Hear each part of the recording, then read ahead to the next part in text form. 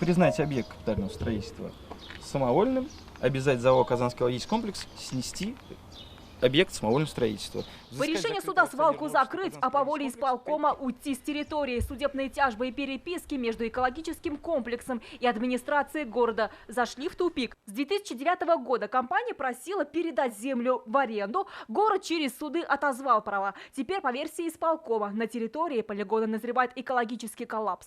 В течение всех этих лет продолжался незаконный завоз мусора на полигон, и в итоге мы получили уменьшенную копию самосыровской свалки. Наши машины, ну то как сказать, наши машины перевозчиков сюда не идут в основном только на переработку. То есть если нам что-то не нравится, мы заворачиваем их обратно. Полигон не используется, мусор лишь сортируется, говорят представители экологического комплекса. И сортируют, и утрамбовывают, и отправляют на переработку.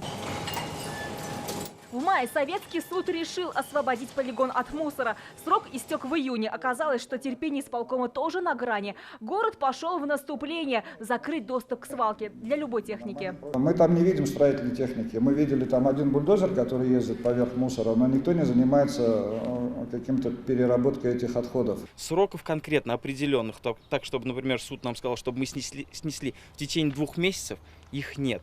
Вот как мы фактически исполним решение суда, тогда у нас и решение суда будет исполнено, и судебной неустойкой перестанет исчисляться. Поэтому сейчас мы заняты как раз-таки тем, что мы исполняем решение суда. До конца года очистить полигон от мусора и сравнять его с землей. Такой срок ставит для себя компания. Пока мусор будет мигрировать, КЭК вынужден платить неустойку, и расходы будут с каждым днем только расти.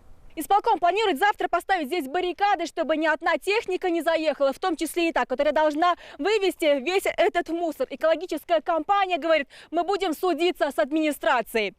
Ведь это уже мешает исполнению судебного решения. Альбина Минибаева, Марат Саидгараев, ТНВ, Казань.